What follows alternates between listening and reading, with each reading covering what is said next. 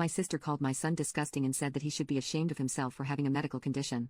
Now she can't believe I won't be attending the most important day of her life. A few months ago, my sister, let's call her Jane, got engaged and started planning her wedding. Jane is 37 years old. Jane has always tended to be backhanded and passive-aggressive. She would make snide remarks under the guise of concern and often find subtle ways to belittle me or others. Despite this, I always tried to maintain a good relationship with her, believing she deeply cared for me. This all came to a head during a recent family gathering at Jane's house. My son, Liam, who is 7 years old, has a bladder issue that sometimes causes him to have accidents. We've been working with doctors and trying our best to manage it, but it's a sensitive topic for him. During the gathering, Liam had an accident. He was embarrassed, and I was in the process of helping him clean up when Jane noticed. Instead of being understanding or discreet, Jane loudly pointed it out in front of everyone. She said, "How disgusting. And at his age, this is unacceptable." She even said Liam should be ashamed of himself and criticized me for not getting him under control. Her comments made Liam burst into tears, and I quickly took him home to comfort him. As I gathered our things to leave, Jane came over, still clearly upset. She asked me why I was leaving. I looked at her, trying to keep my voice calm for Liam's sake. "Jane, I think it's best if we go home. Liam is very upset right now." Jane rolled her eyes at me. "Oh, come on. It's just an accident. He needs to learn how to handle these things better. You can't just coddle him forever." My patience was wearing thin, but I tried to explain again. "Jane, Liam has a medical condition. We're working with doctors, and it's a sensitive issue for him. Your comments just now were hurtful. I was just telling the truth. He needs to toughen up. You're not doing him any favors by babying him." At this point, I was furious but didn't want to escalate the situation in front of Liam. I took a deep breath and said, "We'll talk about this later, Jane. Right now, I need to take care of my son." Without waiting for a response, I gathered Liam and headed to the car. On the drive home, I couldn't shake the image of Jane's face and her harsh words. This wasn't the first time she had made Liam feel bad about his condition. I had hoped she would understand and show some empathy each time, but it seemed she was only getting worse. The next day, I called Jane to talk about what had happened. From what I can remember, this conversation is the one I had. I wanted to explain again, away from the heat of the moment, and hoped she would see reason. "Jane, about yesterday. I need you to understand how much your words hurt Liam. He's already struggling, and your comments made him feel even worse." Instead of apologizing, Jane was very defensive. "I'm not going to apologize for telling the truth. You need to stop coddling him, and he needs to learn to deal with the real world." Her response was like a punch to the gut. I had hoped for some empathy and understanding, but it was clear she wouldn't give it. "Jane, I don't think you understand how serious this is. He has a medical condition. It's not something he can just toughen up from." She told me, "Look, I have a wedding to plan. I don't have time for this drama." When Jane's wedding invitations went out, I received one but felt conflicted. On one hand, she's my sister, and it's a significant event in her life. On the other hand, I couldn't forget how she humiliated my son and her refusal to apologize. After much thought, I decided to decline the invitation. I didn't feel comfortable celebrating with someone who had been so cruel to my child. When Jane found out, she was livid.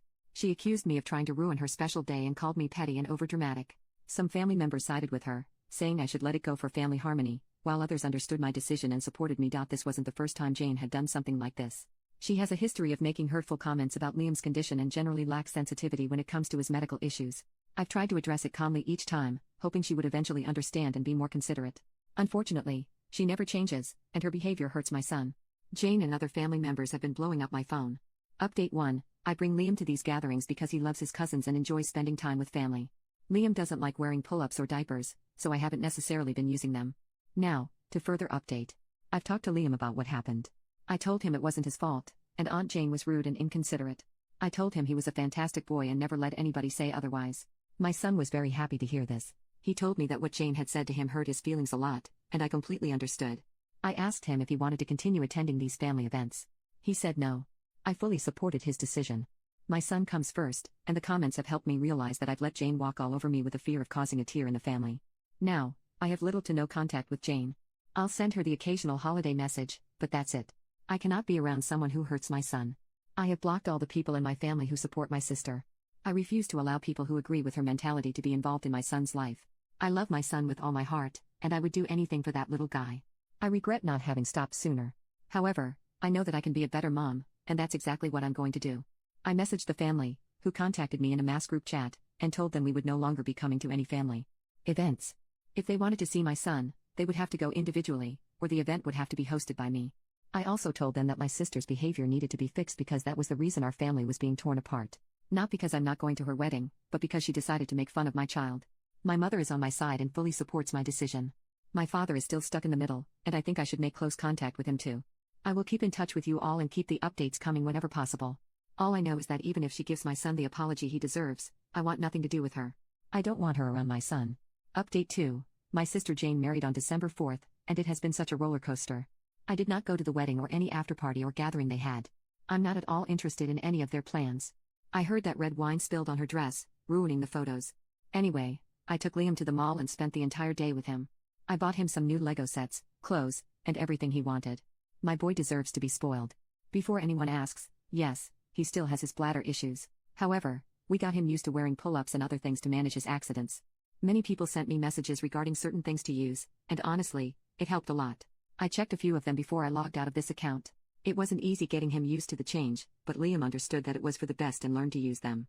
He hasn't complained about anything so far. Now the big question is, what's going on with my sister? Like I said, she got married and all, blah, blah, blah.